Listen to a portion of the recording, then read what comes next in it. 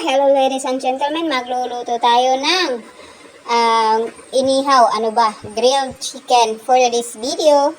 Ayan na yung manok guys. Iniwan na yan at saka dinuslak-duslak. Dinuslak-duslak? And tinimplahan ko na yan. Hinugasan na yan, tinimplahan ko ng soy sauce. Konting suka, pampawala ng lansa. Kasi ano lang yung kalamansi ko. Konti lang. Ketchup, pampakulay. Konting brown sugar, seasonings. Naglagay din ako ng black pepper at saka yung yung tanglad, garlic, tsaka luya. Pampawala ng langsa guys. Tsaka minikos-mekos ko na yan to the highest level guys.